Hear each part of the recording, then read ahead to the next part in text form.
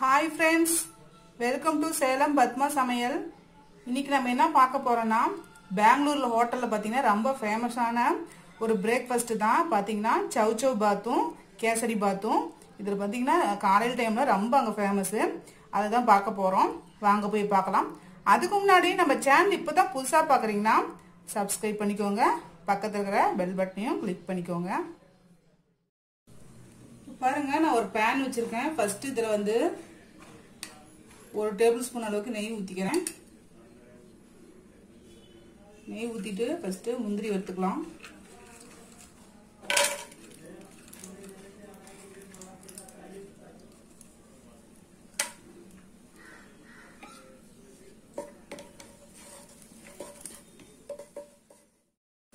இதுல திராட்சை போட்டுக்கலாம்.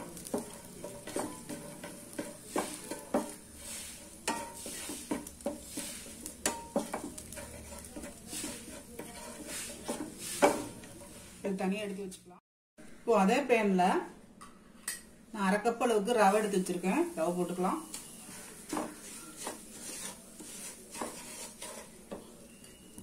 இன்னும் கொஞ்சம் நெய் ஊத்திக்கிறேன்.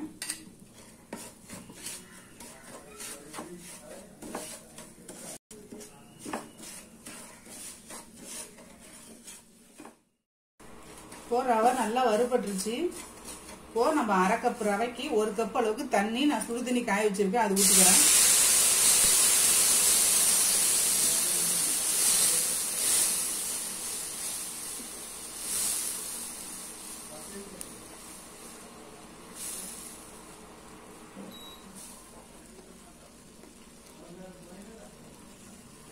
இது வேகட்டும். இப்போ பாருங்க, வந்து ரவை சேர்ந்தாப்புல வெந்துருச்சு. இப்போ வந்து நம்ம ஸ்டவ் கொஞ்சம் மீடியமா போட்டுக்கிட்டு அரை கப் ரவைக்கு அரை கப் அளவுக்கு சர்க்கரை இது கலந்து விட்டுக்கலாம்.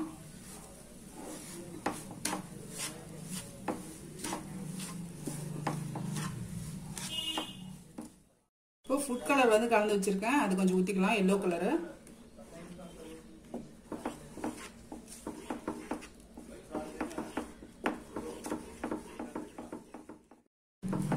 பாருங்க, சக்கரை நல்லா உருகிருச்சு. இப்ப நான் வந்து ஏலக்காய் பொடி கொஞ்சம் போடுறேன்.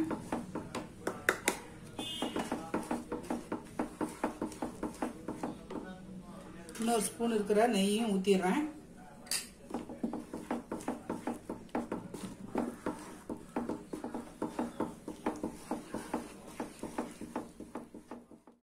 இப்ப பாருங்க, நமக்கு ஒட்டாம வருது. இப்போ நம்ம வறுத்த முந்திரி திராட்சையை போட்டுக்கலாம்.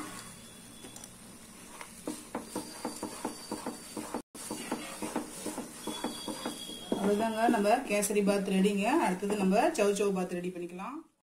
இப்ப பாருங்க, நான் ஒரு பேன்ல வந்து ஒரு 3 டேபிள் ஸ்பூன் அளவுக்கு எண்ணெய் ஊத்தி வச்சிருக்கேன். ஒரு அரை டீஸ்பூன் அளவுக்கு கடுகு போட்டுக்கலாம்.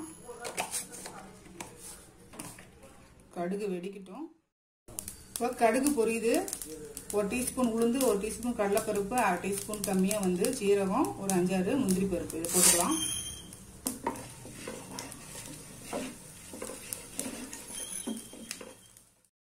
இப்போ பாருங்க, கடலைப்பருப்பு உளுந்து பருப்பு செவந்துருச்சு. நான் வந்து பெரிய சைஸ் வெங்காயம் ஒன்றும் ஒரு கொத்து கருவேப்பிலை போடுறேன்.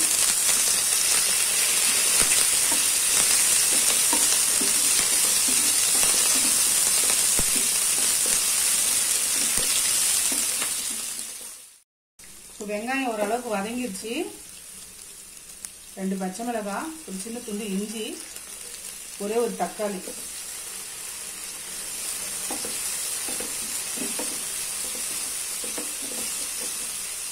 இது வதங்கிறதுக்கு கொஞ்சமா உப்பு போட்டுக்கிறேன்.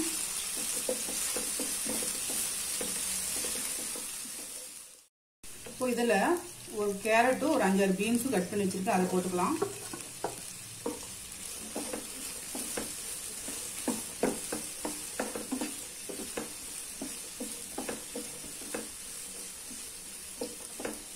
இதை க்ளோஸ் பண்ணி ஒரு 5 நிமிஷம் வேக வச்சுக்கலாம் மீடியம் ஃப்ளேம்ல. இப்போ காய் பாருங்க வதங்கிருச்சு. நான் இப்போ ஒரு கப் ரவை எடுத்திருக்கேன், அதுக்கு வந்து 2 கப் அளவுக்கு தண்ணி.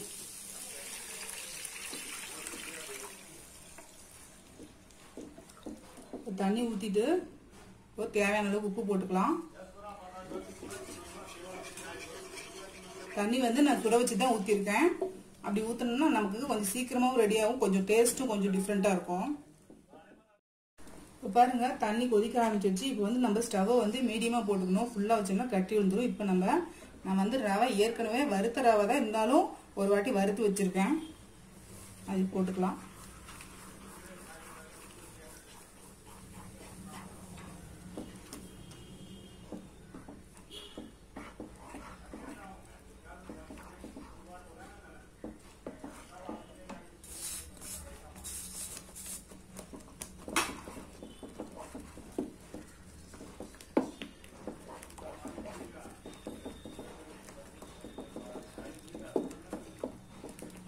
இப்போ க்ளோஸ் பண்ணி மீடியம் ஃப்ளேம்லேயே வச்சு வேக வச்சுக்கலாம்.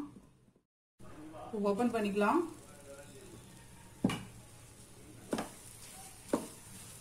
அவ்வளோதாங்க, சூப்பராக ரெடி ஆயிடுச்சு. இப்போது நம்ம மல்லி இலை கொஞ்சம் போட்டு இறக்கிக்கலாம். வேணும்னா இதில் நம்ம இன்னும் ஒரு ஸ்பூன் நெய் கூட ஊற்றலாம், அது உங்கள் விருப்பம் போல பண்ணிக்கலாம். அவ்வளோதாங்க, நம்ம சௌச்சௌ பாத் ரெடிங்க.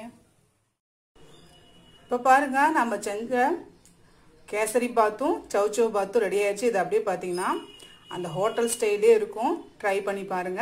இந்த வீடியோ உங்களுக்கு பிடிச்சிருந்தாக்க லைக் பண்ணுங்க, ஷேர் பண்ணுங்க, கமெண்ட் பண்ணுங்க.